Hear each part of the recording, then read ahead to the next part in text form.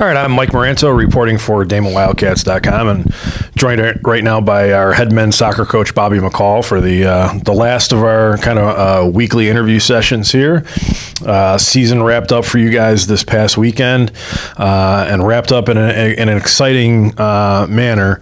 Probably a couple of gray hairs for you, but it was good for the rest of us to watch. So a 3-2 win on the road at Malloy. You guys go down 2-0, and then got them right where you want them, right? Yeah. Come back and score 3 in a row.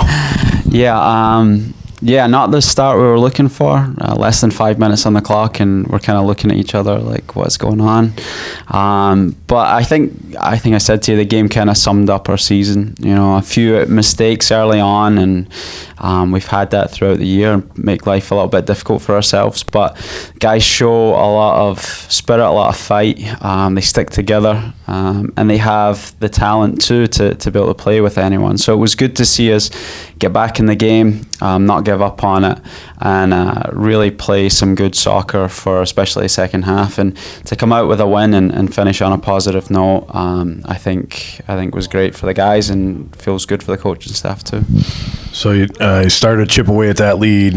Noah Keem scored in the first half. How important was it for you guys to cut that deficit in half before going into halftime? Yeah, it's a lot easier to convince the guys that they can win the game when they're 2-1 down than 2-0. I think the goal gave us a boost, came at a good time, kind of later in the half. So yeah, really, really important. Once we went 2-0 down, that was the thought in the coach's mind, was like, can we get a goal back before half time? And Noah came up like he has done a lot recently with some important goals. He went on to score again early in the second half, tied things up, kind of pounced on a rebound opportunity that was there for him. 9th goal of the season for him, which was ended up as the team lead. And then Nicholas Ringdahl Bolin with just an absolutely filthy shot in the 85th minute to snap the tie and win it. Yeah, it was a great goal. We've kind of been talking to him about shooting more often, because when he does get into the attack, you know, obviously he's got a great right foot. He can pass well. He can strike a ball. So it was good to see him kind of take the lead there and take the shot. And yeah, I don't think any keeper was going to save that. So it was a good way to get that winning goal, and a good way to end the game for us. Yeah, without a doubt. And Nicholas had scored earlier in the week in a 2-1 loss at Lake Erie, so he ends up getting ECC Rookie of the Week honors. Fifth time this season that we had a player get ECC Rookie of the Week. 4 different guys, 5 times. Yeah. Just think about that for a second. So between 2013 and 2016, this team had 2 weekly honors. That's it, 2. Yeah. To have 5 in one season, I mean, it's all Rookie of the Week. Just, you know, what is that? I know we've talked about these individual accolades and how maybe they're not so important in the long run for what you're trying to accomplish, but when you look at it from that standpoint, what does it mean to you? Yeah, no, it's just encouraging, you know, the fact that they're getting the recognition, and it just kind of helps us realize that we're on the right track. You know, I don't know if we'll ever get 5 Rookie of the Weeks again. Hopefully we never have as big a freshman class again. But yeah, no, it's just really encouraging that the program's getting recognition, individuals are getting recognition, and especially when it's freshmen, it means that hopefully the future's bright for the program. A couple of numbers I want to ask you about. First of all, the win at Malloy was your 3rd straight road win in conference play. This team was 0-20-1 in ECC road games since joining the league in 2013 before winning these 3 straight. So is that another sign of encouragement for you that, you know, what you're preaching to these guys is getting through? Yeah, it is. I mean, it's tough to go on the road against any team that we play. Conference games are always going to be tight, especially on the road. They're difficult. We just got to figure out how to win conference games at home now. So that's the next step. But no, it was good. It's good to go to these places where we've maybe never won or we've never beat that team before, and kind of get those kind of confidence boosters. I think it's going to be good for the guys moving forward, knowing that we can play against these teams. and that when we do go on the road, we're capable of picking up wins. And like I said, if we can next year hopefully win a few more at home, then it's going to put us right up there in contention to get where we want to be, which is in that top 4 of the conference.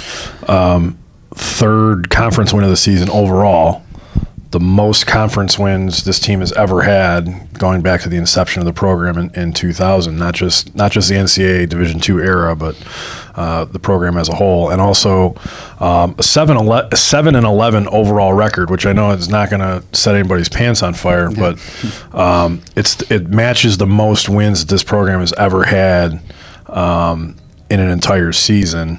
Was last done in 2006.